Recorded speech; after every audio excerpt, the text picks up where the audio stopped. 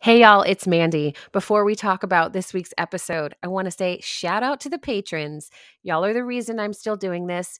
I could do it alone, but it's so much better to run with people who share your vision, share your values, and see the importance of the work you're doing. So if you're interested in all the premium content, hearing about the questions and answers, or even being a part of our live patron chats, check out my Patreon. It's under @MandyCapehart, or you can search for Restorative Grief with Mandy Capehart and find it that way.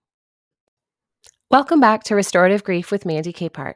You are listening to episode 49, titled Becoming Present with Lauren Fonvielle.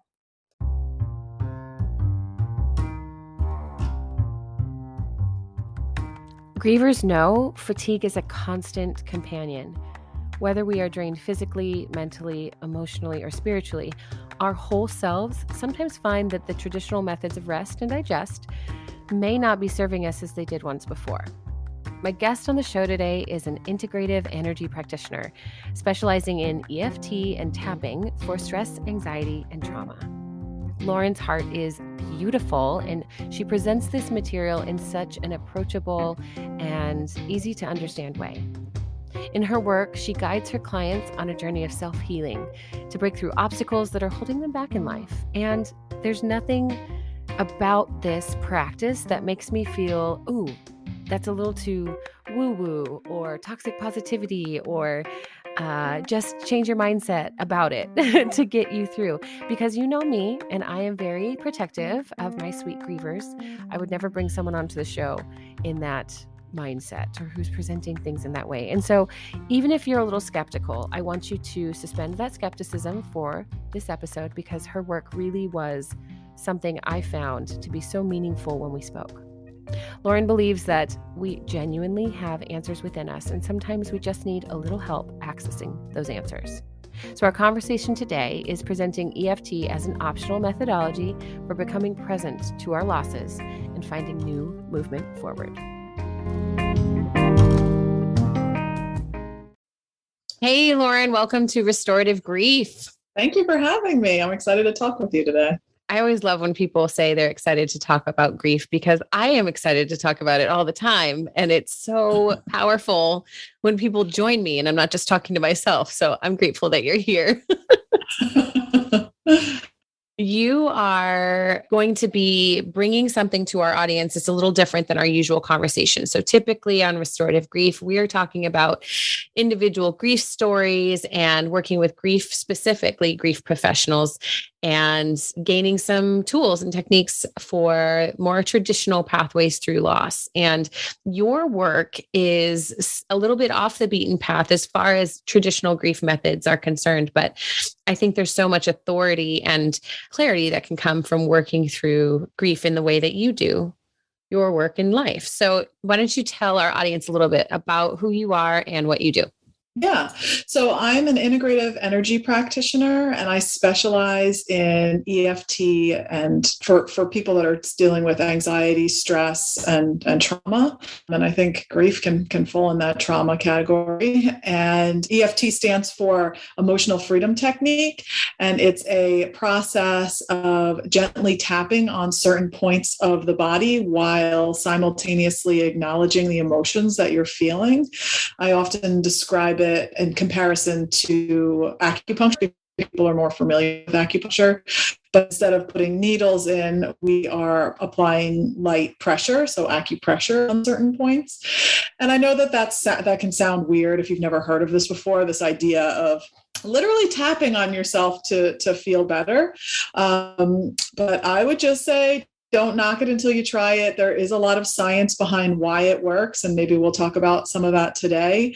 But it's all about figuring out what makes you feel good. And this was a tool that really helped me to deal with anxiety and stress. I was having bad panic attacks, and this was something that really changed the game for me.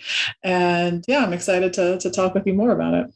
You're exactly right that grief can fall in line with trauma unequivocally. I think that we tend to, as we get older, recognize our grief events in our past that we haven't paid attention to and notice how they're connected to these little T traumas, these things that we thought, oh, that's not a big deal because it wasn't a car crash. It wasn't the end of a life, but we discredit ourselves and kind of undermine our sense of wellness and alignment with who we are when we push those little T traumas aside. And so tools like yours, I think, are very, very powerful ways to just start exploring that and seeing like, well, what did these little T traumas attach to my life and how can I remove them or become more familiar with them to move through them differently?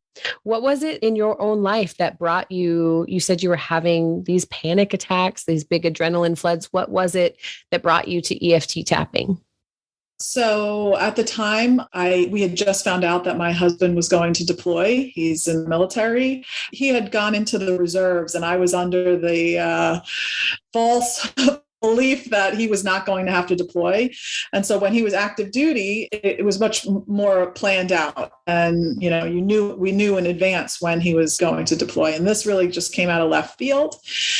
And I had two little young kids at the time. And the anxiety of all of it just really, really overwhelmed me. And I knew that I needed to do something. I knew that something needed to shift so that I could feel better, so that I could really show up for my kids. A really very significant change in your life. And I can easily see how, just to connect the dots for anyone listening, the grief involved in that is this idea that you had a future intended in your head, right? And all of a sudden, it's not what you thought it would be. And so, right. How do you navigate? What do you do? What do you do when life suddenly takes a pivot and you're not necessarily prepared for it? So, how did you first start practicing EFT? Where did you go to find the people that knew what they were doing? How did you stumble upon it? Yeah, my journey really started going to yoga. And so I was feeling so stressed out, and I went to this yoga class, and there was a poster hanging about yoga teacher training, and I knew that I had to do it. And so I signed up on the spot, and that just really opened the doors for me to be exposed to a lot of people that are just into different type of energy work. So not only was I doing yoga, but I was learning about meditation and sound healing. And I was also in a coaching program at the time. And my coach was bringing in different practitioners to speak with us. And one of the practitioners that she brought in was a EFT practitioner. And I mean, I was so skeptical. I thought that it just sounded so ridiculous to tap on yourself and feel better.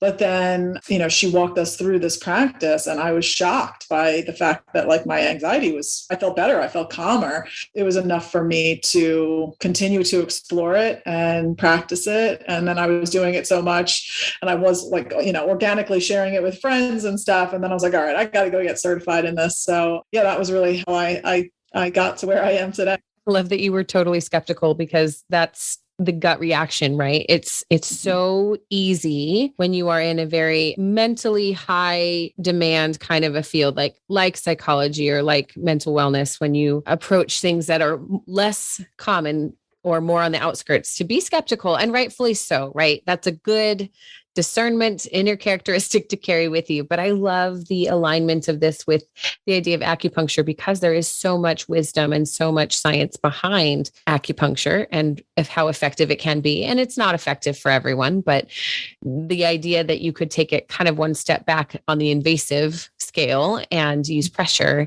and tapping as well it makes sense in my head. But what is, like you mentioned earlier, what is some of the science behind EFT as an effective modality? Yeah.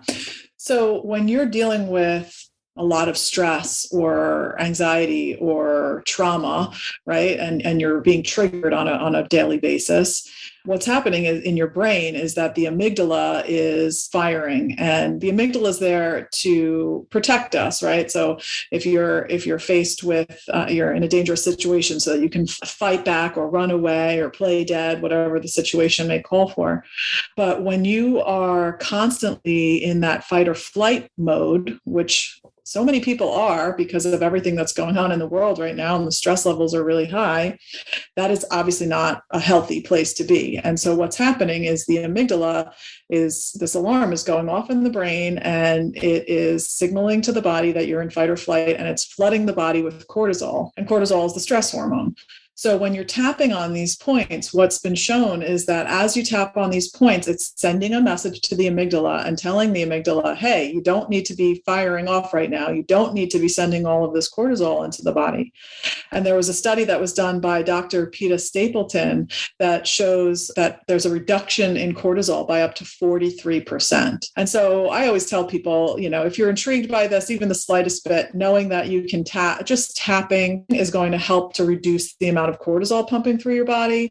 And through that, when the body feels calmer, then the mind feels calmer, because when you're really worked up about something, you can't even think straight. And that's because all of the cortisol is being pumped through the body for you to be able to react in that way, to fight or flight. And so this is a tool that can really help manage that response. I think it's so easy to get caught up in that stress cycle as well, especially in that mental space, because we don't necessarily embody our bodies, right? There are so many of us that are, especially when we're grieving, just thinking around the loss and thinking about how we could have engaged differently, maybe looking for places to lay blame, looking for places where we could have addressed some of the regrets we're now feeling. We just get into this cycle of overthinking, and we lose that connectivity to our heart, to our body, to our spirit selves. And so even recognizing that you can realign your body through a little bit of paying attention. It's almost as simple as, I'm just picturing a mom getting the attention of a child by tapping on their shoulder and saying, hey, over here, it's going to be okay. Mm-hmm. Come back to present, come back to this moment. Yeah, I mean, the somatic part of it, the fact that you're actually tapping, does really help people. It helps people to focus. I mean, a lot of people that I work with will say, I can't meditate. There's just too many thoughts running around up there. There's no way that I can meditate. And I've found that tapping beforehand, it gives you that focus of where to tap, but then it's also, so there's that mind-body connection that's happening there. But I also feel like if you take the time to tap and talk out the things that you've been thinking, the things that take up that space when you're trying to quiet the mind, I like to, as clearing it out. If those thoughts are all just jumbled around in your brain, if you kind of think of it as moving them out, sweeping them out to the sides, so that you can really meditate and sink in and be still, listen to your body and ask her what she needs. And that can be a really powerful practice. Yeah, I have a friend that always reminds me of that Mr. Rogers quote, the mentionable is manageable. What you bring up, you can address. And so much of what you were saying about meditation work too, just being present, is damn near impossible when you have 1,000 thoughts flying by. And so breaking that idea that you have to clear your mind completely to meditate, because that's not a thing. That's not how we were created or designed, right? We don't go blank. That's bad. Going completely blank is very not healthy. But mentioning those things out loud, taking the monsters out of the box and looking at them from different directions and saying hey, you're not really as intimidating as I thought you were. I've just never faced you head on. This EFT can be such a powerful method for facing those emotions that are overwhelming. Yeah, that's exactly right. I mean, it really is a practice that meets you where you are. So if you are devastated, right, it's unlikely that you're going to acknowledge that I'm super sad, I'm devastated at this loss, and then be okay, let's flip a switch and be happy today. I'm going to be happy and I'm going to say a positive affirmation, right? that is not how this works. Tapping, if you're feeling that deep grief and that deep sadness, and those are the words that you use the words that resonate with you. So I'm just so sad. I don't know if it's ever going to get better, whatever it is that you're feeling in that moment. And then as you're saying those things, what happens the majority of the time is that it does begin to feel the slightest bit lighter. Right. And so maybe the next best thought or feeling is even though I'm really sad and really upset right now, I'm hopeful that things will get better, maybe, or that, tomorrow's a new day, or whatever it is for you that's authentic. That's that next positive thought, so that you're slowly moving as it feels right to you. And maybe it won't feel right in one session if you're really in the depths of it, but sometimes just saying the things that you've been thinking over and over again can be very cathartic and healing in and of itself. I love that you brought that up too, because I think that it's really easy to believe that, okay, 1 or 2 sessions, maybe even 5 or 10, and then I'm back, baby. I'm in business. I am who I am. I'm living my life. And the truth is, we know there will be ebbs and flows. We know that no matter the methodology you're using to move through loss or life, you are going to have higher points and you're going to have lower points. And I think that recognizing and calling that out in a way that, like you said, you are finding things to speak to yourself that are authentic to who you are, that are not platitudes that you heard from someone else. They are truly those language pieces that help you identify with who you are, where you're at, and where you want to be headed. That can give you such an authority back over your life, which I think, especially in these moments where you're searching for a tool or a technique to heal, feeling like you've lost control is right at the top of it. And then you're following that with a complete lack of energy, complete fatigue in every area of who you are. And earlier you stepped into something. You had said people are a little bit skeptical about energy work, or at least I know when I talk to people about like, hey, how's your energy level? They can grasp the idea of a physical energy, but they don't necessarily put their brain around mental, emotional, or spiritual energy. And I was curious if you could just talk a little bit about that angle of it, because in my mind, I mean, energy is the opposite of fatigue.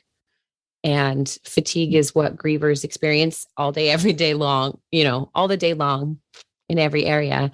What has been your experience in kind of addressing that misnomer around energy work?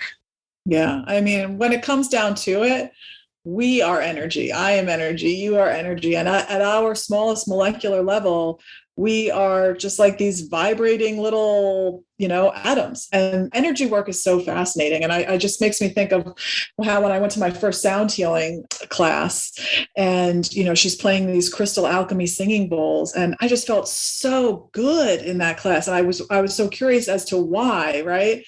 And it was this idea that the energy from the bowls, the vibration from the bowls was syncing up with the vibration of your body to help energy move. And sometimes energy gets stuck. And I'm a visual person. So I think of like, people that we have blood that's running through our veins. And sometimes sometimes people get like a blood clot, right? There's like something that's backed up there. Same thing with our energy. Our energy can get stuck. And so tapping on these points is like the end points of the meridians. And that's how the energy moves through the body to help you to feel at that state of health and well-being. But I mean, I understand that it can be a hard thing to wrap your head around. But I always just say, give it a try, right? Like if you've been dealing with this grief and nothing is helping you and you're in a place and you feel bad, like giving this a try isn't going to hurt anything. There's no negative side effects of it.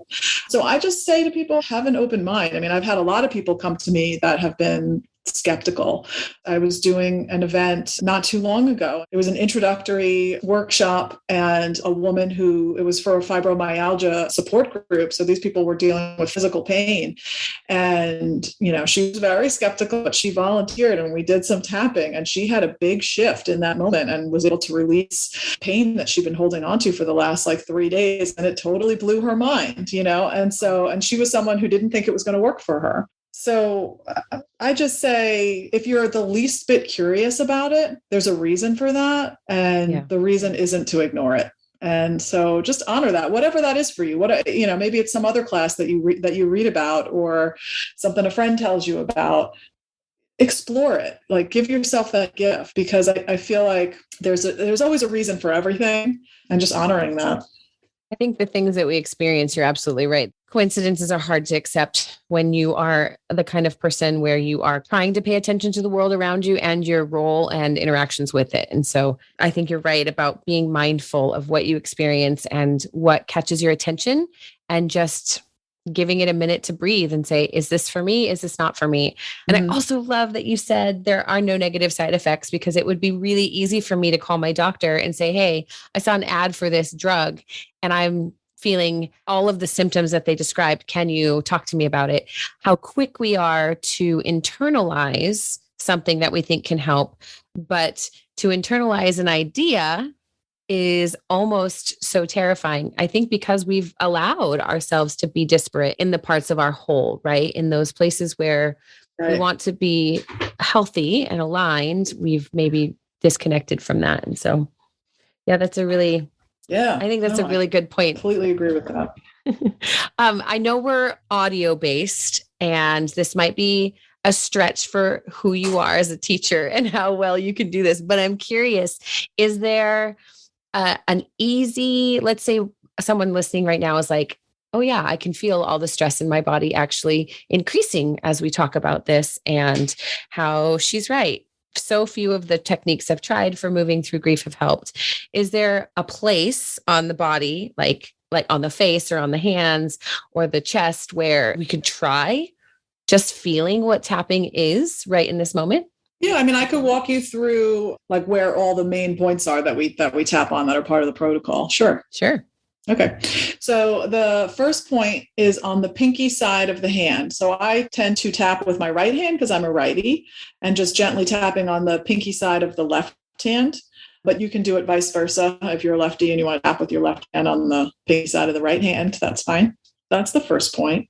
And as we're tapping on these points, you can notice if some of these points are ones that you naturally touch during the day, or if maybe you're just drawn to one, like, oh, I like that point. Because most people will have like a favorite point, and there's no really a rhyme or reason to why that is. But I've yet to find someone that doesn't have a favorite.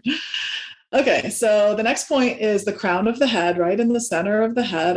I tend to do that with an open hand. And then the next points are at the start of the eyebrows. So right across on either side of the bridge of the nose at the start of the eyebrows. And I'm tapping with both the middle finger and the index finger on both points on it from each hand.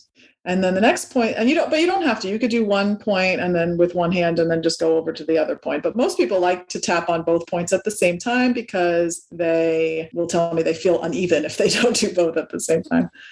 Okay. And then the next points are the side of the eyes. So right at the side of the eyes on the eye bone there. Then we go underneath the eyes, right in the center underneath the eyes. Then we go underneath the nose, kind of at that 90-degree point where the nose and the lip come together. And then we go on to the chin crease. So between the bottom lip and the tip of the chin on that little line there. And then the next point is the collarbone points.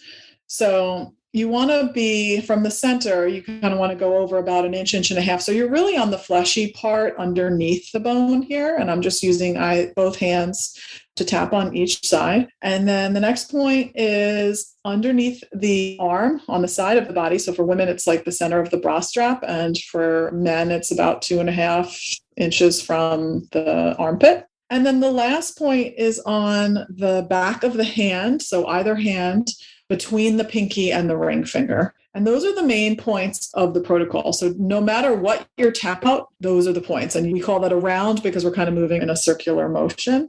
But like I said earlier, even just finding one of those points that you like and tapping on it and doing some deep breathing could be helpful.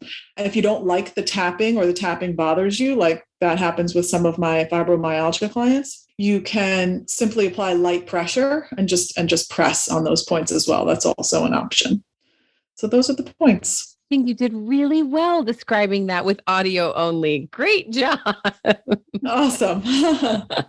It reminds me too of when I was pregnant, I was constantly nauseated and I had these little bracelets that I put on my wrist and I had to use fingers to measure where they would be placed, but I could apply pressure on a spot on my wrist and it would mitigate my nausea in such a quick fashion. And I think that this is similar. So the simplicity of bringing awareness to a point in your body, but also bringing that awareness to your emotional self and bringing that thought life to the surface and speaking it out.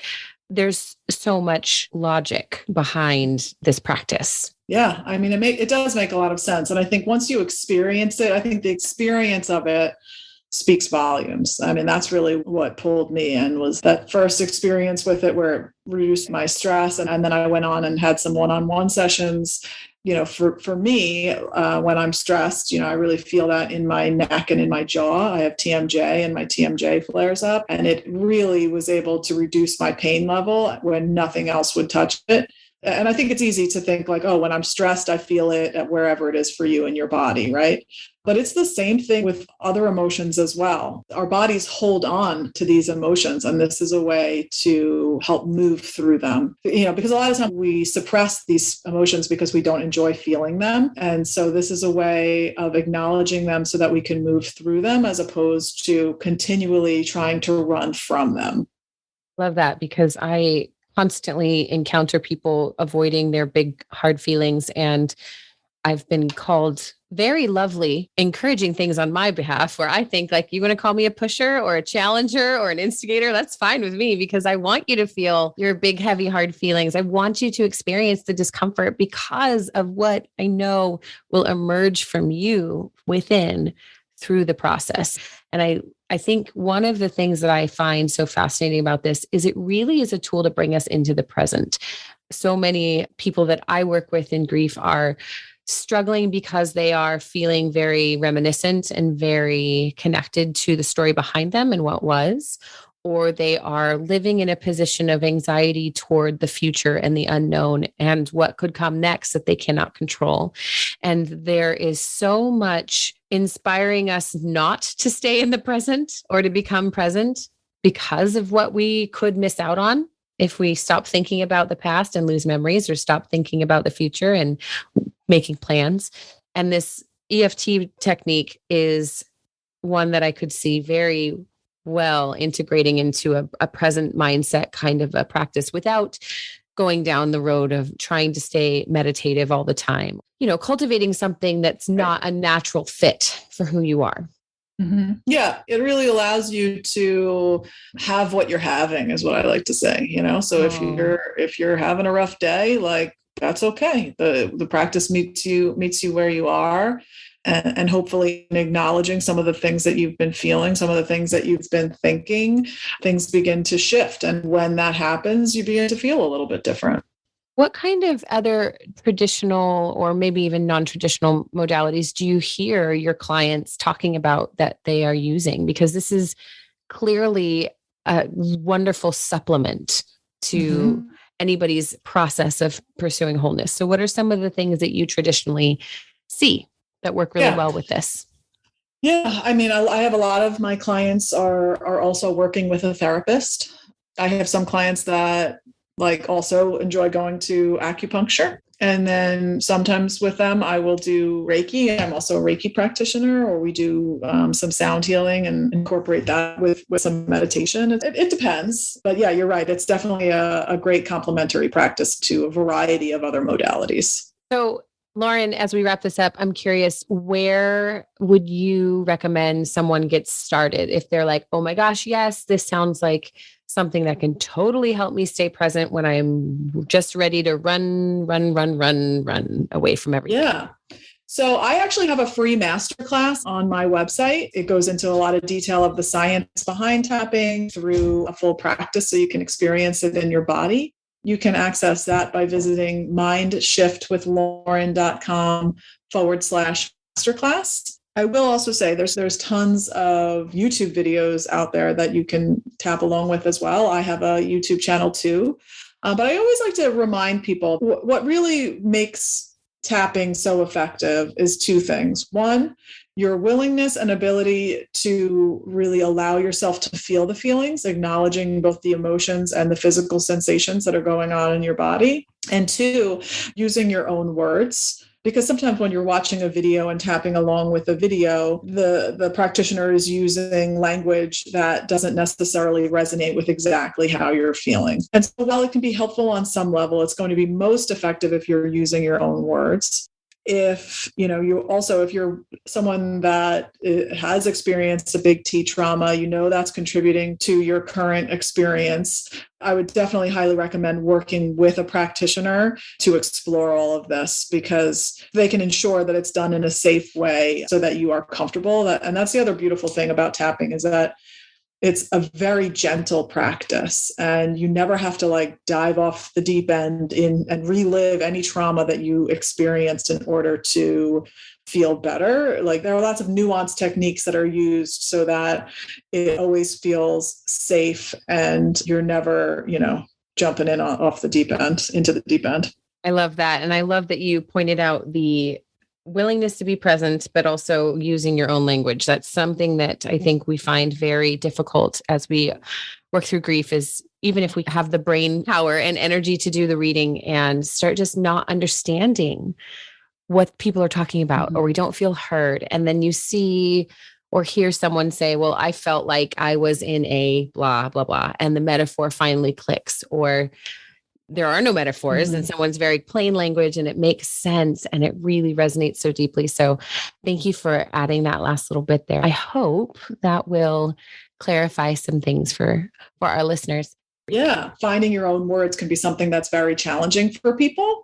Yeah. And that can be why working with a practitioner, at least in the beginning, can be very helpful, because when you're in the thick of it, in the throes of grief, everything feels overwhelming. You don't even know where to begin or what words to use. And a practitioner is coming at it with an outside set of eyes and from a different perspective. And they can really help guide you by, talking with you and being able to really pull out, what seems most intense, and starting there to help reduce the level of stress and anxiety around whatever you're experiencing, the intensity of whatever you're experiencing at that time. That there's such power in using your own words.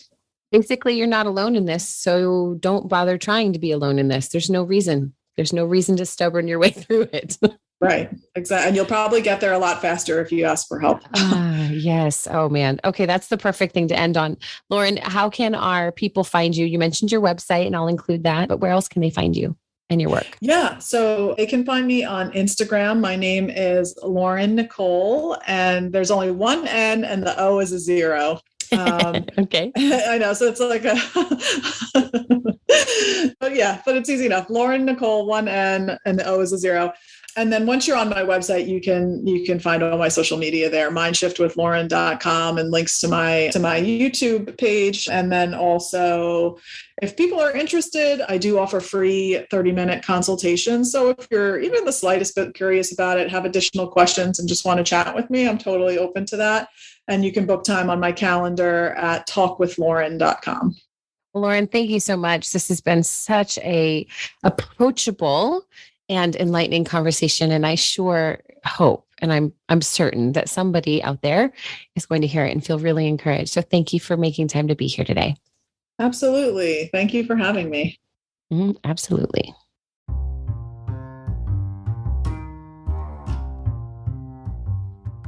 Thank you for listening to episode 49 of Restorative Grief. As with all methodologies, some people will find great relief from Lauren's presentation of EFT and tapping, and others not so much. Does that mean it's ineffective? Of course not. It's just as some people work really well by journaling, others would rather burn the paper for catharsis than write on it. Getting to know yourself, what really moves the needle for you, is where you will start to discover what methods and tools can support your healing journey. It's really discouraging to feel as though traditional methods of talk therapy, group counseling, or writing about your feelings aren't helpful, because how do you know where you can go from there? Well, that's the beauty of exploring other ways of viewing our whole selves. By finding what makes us feel fully alive in our minds, hearts, bodies, and spirits, we gain access and insights to what will bring us into realignment as well. As always, I want to say thank you again to my patrons. You all are keeping this going.